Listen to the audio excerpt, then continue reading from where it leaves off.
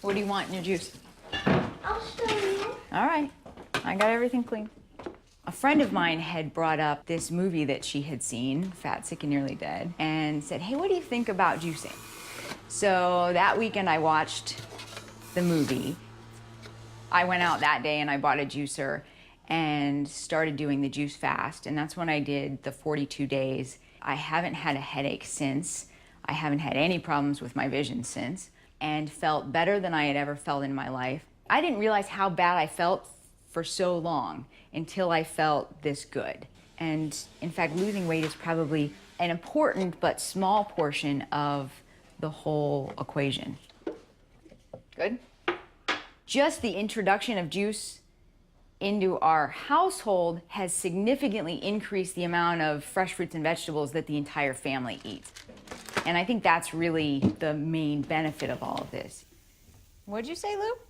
Found you. Found me. And now it's easy for me to see something's a little out of balance. You know, there are weekends where life is crazy and pizza happens and pudding happens and parties happen, and we don't focus on it, and the next week we eat a lot more fruits and vegetables to balance it out. What you got, guys? Step on up. I got steaks, some more steaks. So, mate, what are you eating there? French fries. You like them? Mm-hmm. How much do you like them? I'd say they're my third favorite food. Third favourite. Do you eat a lot of fruit and vegetables? Not really. Not really, no. And why do you reckon that is? You got kids? Yeah, two. How many kids? 2 kids? 2 kids. And what do they like to eat? Anything apart from vegetables. What about fruits and veggies? Do you ever eat fruits and veggies? Do you like fruits and vegetables? What's your favourite vegetables? Cucumbers. Cucumbers. Are fruits and vegetables a big part of your diet at home? Absolutely. So what advice would you have for some other parents that have kids that are not eating their veggies and their fruits? Try, and try again. So if they don't eat it, continue to give it to them. And eventually, they'll try it, and they may even like it. I find that if they help prepare it, they're a bit more interested in eating it. I kind of grew up with, I couldn't get out the table till I finished my greens, so that's kind of how I grew up. And then at least now, I look back on it and I thank my mom, because now I know the true importance of it. The last time I caught up with Stacey Kennedy, she suggested that I should meet her husband, Russ. He's a behavioural psychologist. Scoop back into the bowl. I thought he could shed some light on how we can help our kids get on the path to healthy eating. I'll smash it. So watch it. Smash it. We're setting these kids up with habits that they will take their whole lives. Let me give you 2 quick experiences that you could have for dinner. One experience is starting to hear the pots and pans and the plates and the silverware. They have these very distinct sounds. And over time, I'm just gradually brought into this experience of eating. Here's the other experience. The doorbell rings. Someone's holding 2 pizzas, and now you're ready to eat. So one of those situations, my body had all this time to prepare itself. My stomach muscles relaxed. The stomach organ expanded. The whole alimentary canal starts to lubricate so that the food can get down there easier. And this happens over this time while I'm preparing the food. So now when I eat the food, my body is in this wonderful place to absorb as much of that good stuff as it can. And then I have this wonderful experience with my family. So even this is kind of creating our own culture for our boys, so that as they grow up, healthy eating is just this natural byproduct of living a life that he has deemed healthy, not because we shoved it down his face, it's because he's done it and he feels good about it.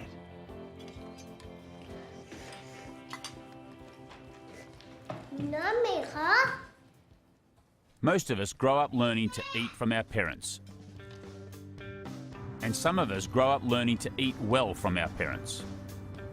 But what's really knocked my socks off, and I wouldn't have believed it unless I saw it for myself, is young kids teaching their mum and dad how to eat better. So I heard there was a story that you wanted to tell me that you were going to go to a fast food restaurant, and then what did you say to mum? I told her, no, I don't want to go there because they have junk food that, it's not good for you and your body. So where did that come from? Because I don't know too many 6-year-olds who would say that to their mum. It came from my sister. Oh, really? Okay, so now the truth comes out. So do you want to tell me what the story was, Elise? Yeah, I learned it in wellness. Everybody told us that kids wouldn't be the way to go. Get the adults first, then the kids will follow. It's been the opposite. We get the kids, and then they bring their parents into it. How are we going to grow a healthy body? What are we going to do? By eating healthy and doing things that are healthy. Eating all kinds of fruits and vegetables. Fruits and vegetables. I like that. Welcome, everybody. And because the parents and kids do it together, they actually get to learn together. The parent doesn't have to be the bad guy saying, eat your broccoli. The kid's the one saying, I want to eat some broccoli, Mom. Let's do this together. And it becomes a really neutral environment for parents and children to learn about healthy eating and then to take what they learned and actually take it home and implement it in their families' lives. It's because of Delaney that I eat healthier. When she started bringing recipes home to make a smoothie, like every single day, please, Mommy, buy the ingredients, please. To me, that was sort of a sign. If my 4-year-old at the time was coming home handing me recipes to eat healthier, I'm gonna do it. Who liked the fruit salad? That fruit salad was so good. You guys did such a great job. I eat salad every night. What does Mum eat? Mom, quinoa. Your mum just eats quinoa, nothing else. She only lives on quinoa. Your mum lives on quinoa. If we can create a generation of change in East Hampton, then other communities can do it, and the whole world could do it. We could really change what could happen to our children.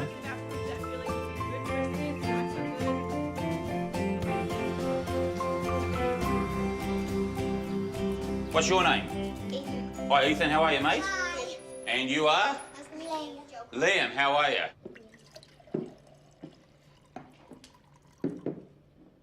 Talk me through how you got started, because I'm sure there's lots of mums that would love their 6-year-old to get excited about the green juice. I started with a bit more fruit. I'd put in, let's say, watermelon, apple, orange, and then spinach and carrot. Yeah. So I'd incorporate just a couple of vegetables in there where she wouldn't really even know was happening. And then we'd move up from there. So then I would take out, let's say, you know, the orange and pop in, you know, anything from a beetroot to, you know, romaine lettuce or something along those lines. Stand up here. Since adding a daily glass of juice to the family's diet 7 months ago, Mum, Larissa, has lost over 40 pounds. But she tells me this is only a small part of the benefits the family has seen from the change. In your note to me, you mentioned that the young fella here has had some health issues, health problems. Yes. Can you just talk me through and give me a bit of a background as to what the poor little fella's had to go through? Well, when Ethan was 2.5, he was, we were actually playing and running around, and he started saying that his ankle was really sore. And then one day he just stopped walking. And I took him to the hospital, and he was diagnosed with arthritis, juvenile arthritis, that was in one side of his body at that point. So it was in his left ankle, knee, and elbow. To me, arthritis was something that when you're older you get, not that a kid at 2.5 is going to have to deal with. And then over the past 4 years, it's just gotten worse. It had spread to then his right side, and then just before we started juicing, it affected his neck, and then his eyes also developed arthritis. Wow. So did they put medication to him? Did they have him take pills? So much. And he's still on some of it. We're trying to lower it at the moment. He's on something called methotrexate, Yep. which is essentially a mild form of chemotherapy, really. Right. And that's trying to put it into remission. And then he was on steroid in his eyes for a while there, which they've taken him off since, which I'm so happy to say. And he's daily anti-inflammatories. So a lot of stuff for a little kid. For a 6-year-old, yeah. Yeah, absolutely. So he's been juicing for how long are we talking now? 6 months? Or? About that. Mm-hmm. And you've seen a dramatic improvement yourself? The first thing I noticed, to be quite honest, was behavior. I noticed that his behavior calmed down, and at school he was just a bit more receptive. But I truly do think that he has been in less pain. And I think that being in less pain will then make him less irritable. And so, Ethan, do you feel better since you've been juicing? You do? What else do you notice? That I'm getting taller. You're getting taller. You think that the juice is actually making you taller? Because Really? it's made of vegetables. Oh, the vegetables are making you strong. I like your thinking, mate. Can I have a wee cheers to that? Perfect.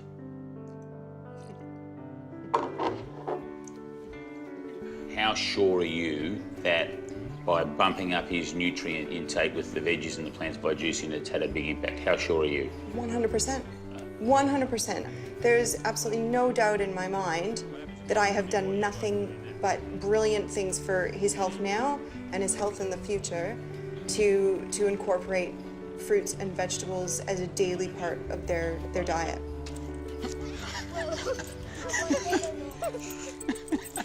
You right there, Liam? Okay.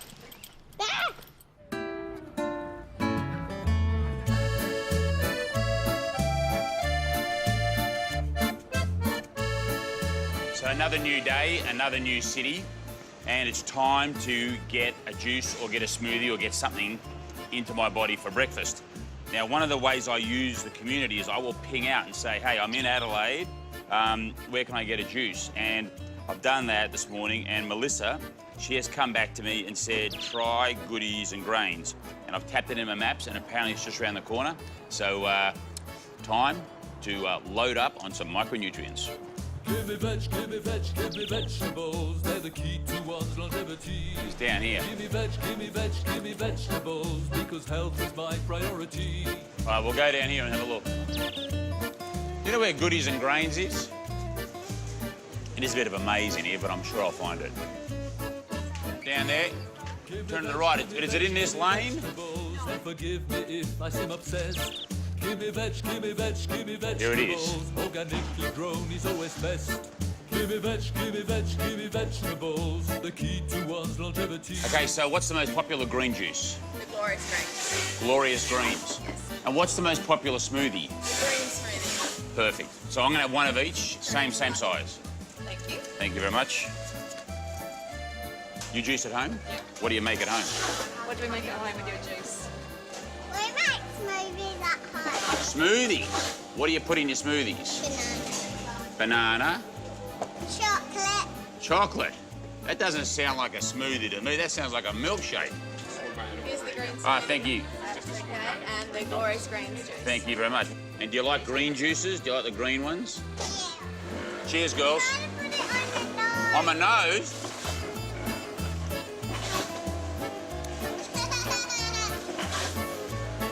All right, see you later. Bye.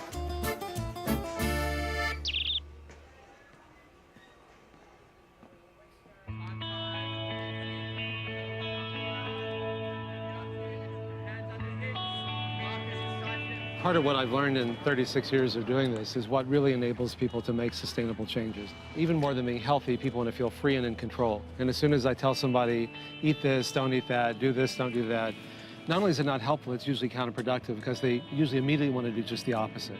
So instead of saying foods are good or bad, foods aren't good or bad. Food is just food. But some foods are clearly healthier for you than others. So that's different than a moral judgment. What matters most is your overall way of eating and living. If you indulge yourself one day, doesn't mean you cheated or you're bad. Just eat healthier the next. You didn't have time to exercise one day, do a little more the next. You don't have time to meditate for an hour, do it for a minute. You get the idea. Yeah. The more you change, the better you get. Now, what's interesting, it's not like we found there's one set of dietary recommendations for reversing or preventing heart disease, another one for diabetes, a different one for prostate cancer.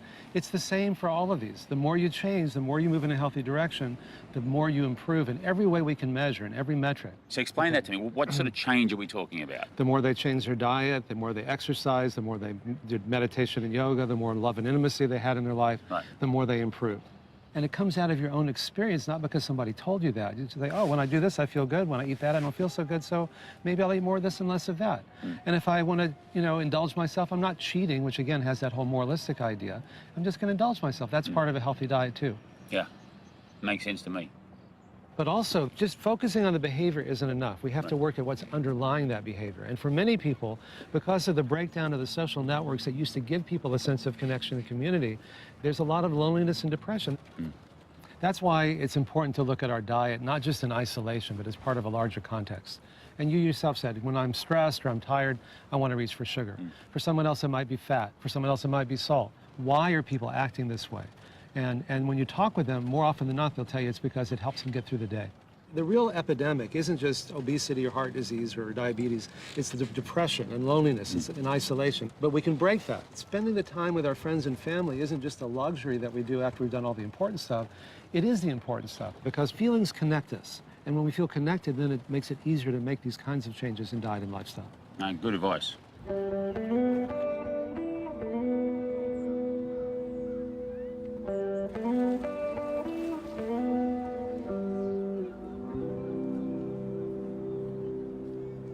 How about we'll start over here, and I'm going to do questions. We'll move around, so we'll try and do it this way. Any questions over in this group over here? Yes? During the movie, you came in touch with the truck driver that you, what's his name? Phil. Phil. Have you had any news from him recently and how he's doing or his brother? Yeah, I spoke to Phil last night, actually. All right. So Phil is working in Detroit. He's moved up there. He was driving trucks. He went back to driving trucks. So he's still struggling with the being solo and being alone, and that sort of tends him to get off the rails. But he's off medications, and I mean, I don't, you know, there are people that are going to be more successful than others at this. This is not like a silver bullet. You know? So I'm constantly being asked how Phil is. Joe, this is Phil. Is it too late to ask for help? People really responded to his struggle, to his journey, and they rejoiced in his success. I felt that my journey was equivalent to the Forrest Gump running across America and people just coming along and following.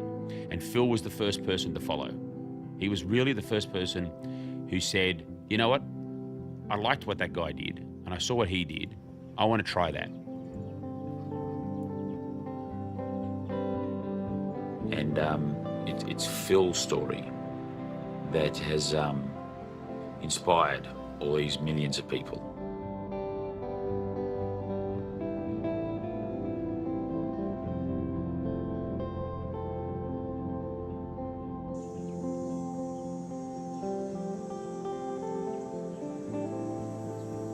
Every day, 4 or 5 people see the film. 4 or 5 people find me on Facebook, say what a true inspiration I am, that I've changed my life around. And I just went back to old habits.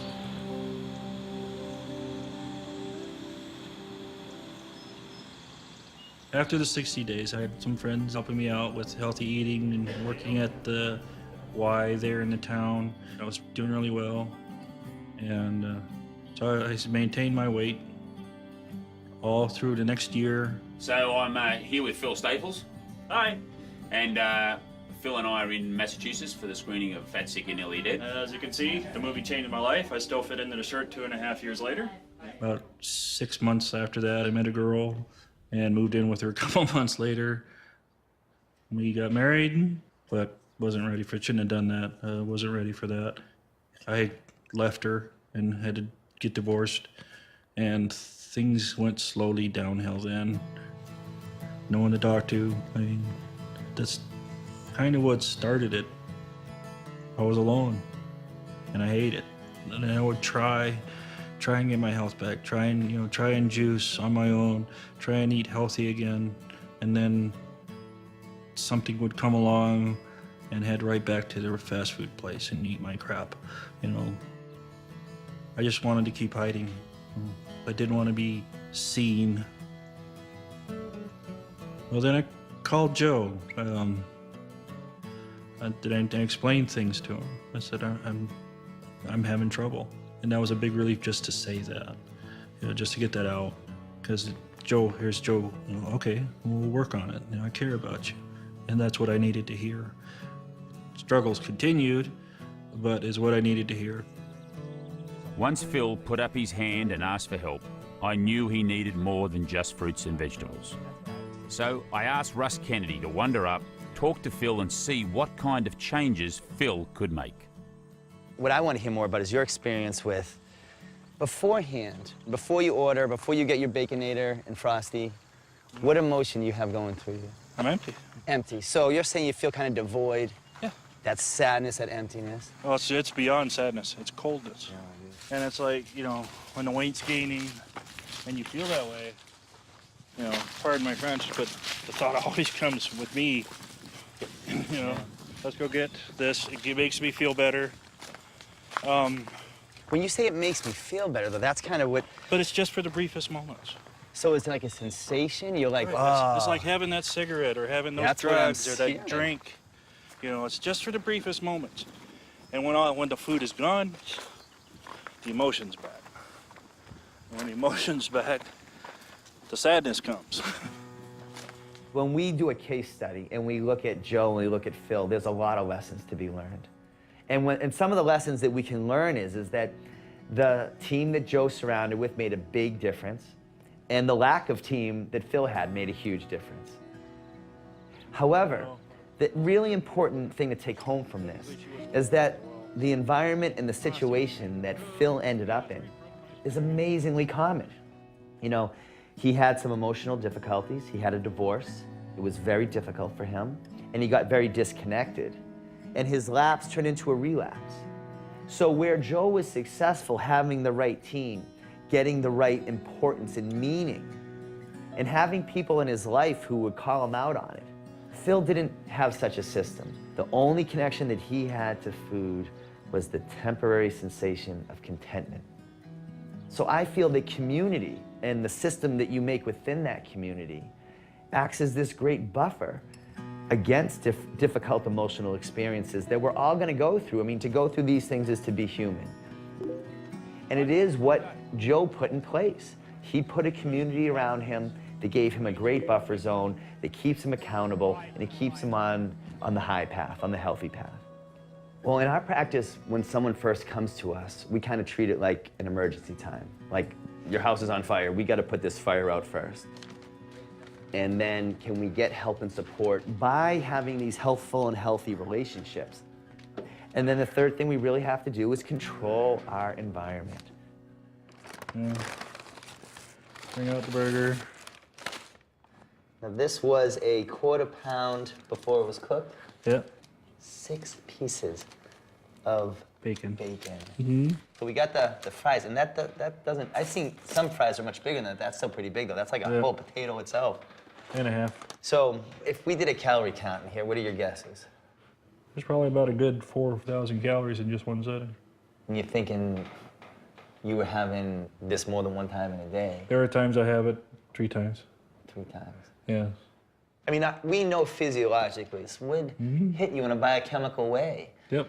That would release a lot of those body's chemicals that would kind of alleviate some of your difficulties. So you weren't crazy when you thought that you were getting some type of relief. However, you can get much better relief with other things. So I want to do something with this. I want to do something with this that you're going to remember, because I want to destroy its relationship in your life. I do too. Because if we get this relationship out, we can get a good one in. Exactly. This is where crap goes. Crappy go.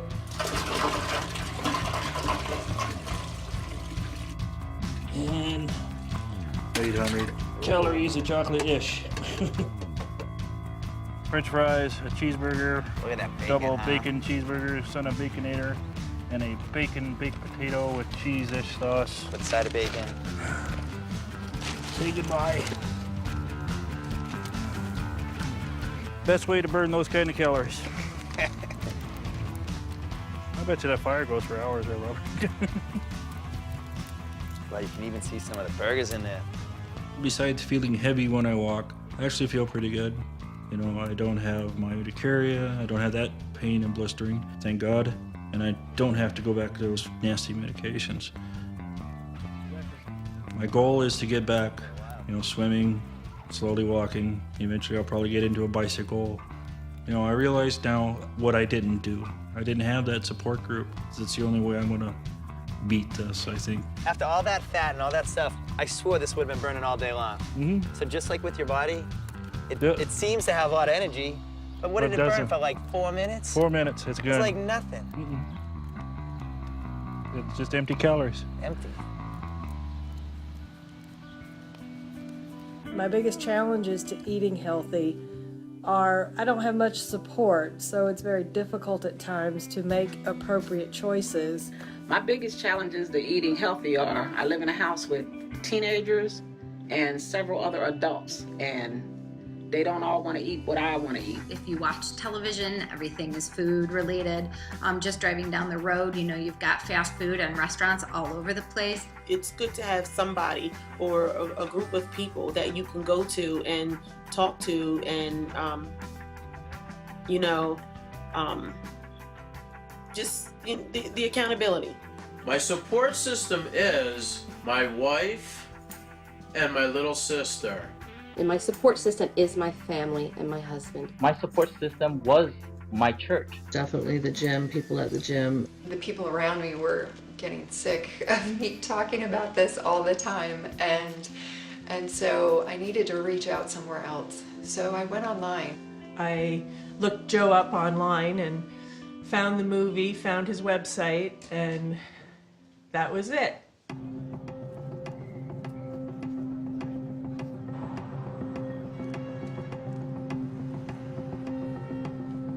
If I take a look at how my life's changed, not only am I well again and off the medication, I feel better, I'm happier. See these over here? I love those. Pain au chocolat. It's also my career and what I do. You know, I used to invest my capital into companies and do a bunch of things.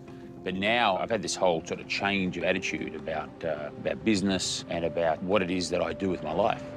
In the past, it was all about work and not about health. That's what got me into trouble in the first place. So here we go. And you can tell it's Reboot headquarters because who else has green juice photos on their wall? Hey guys. Good, how are you? And what I've done here is I've pulled out some of the groups and what they're talking about within our community side. Right, cool.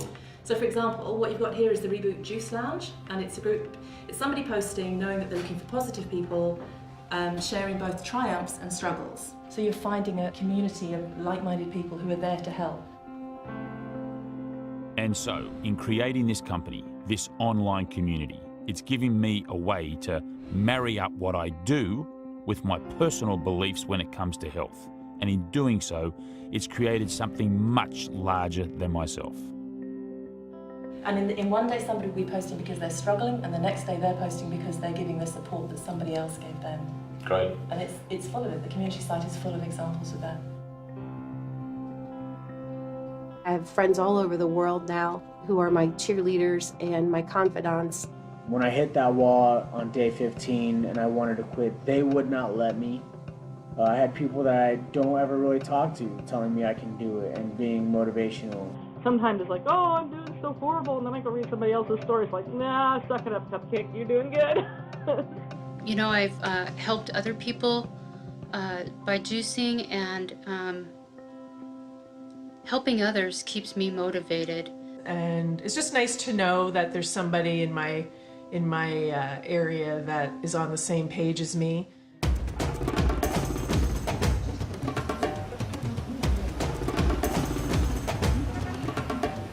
I reached a point where I decided I wanted to change my life. And I talked this over with my brother. He told me about a documentary that he had watched online, and he thought the documentary would really help me. I watched it over and over and over until it sank into my spirit. And so I decided to myself, if someone in the US can do it, someone in Africa can do it. And I live in Nairobi, Kenya, beautiful city. I decided I was going to do juicing, and I was going to take the path that Joe Cross had done. I feel like a brand new person. I mean, when you look at me and you look at those pictures that were there that I had taken before, like some in December, you can't even believe it's the same person. I'm totally mind, spirit, body. This is a whole different person. It has changed me. For Kenyans, juicing is a new phenomenon. So I didn't have people here who would like support me in the real sense, but I got my support online. And people from thousands of miles in the US, in Australia, really, really encouraged me. You need the support. You can't do just things by yourself. So, how are the first 3 days of your fast? They were challenging. They were? Yeah. What did you experience? What did you... I was feeling dizzy, headache, rashes on my face.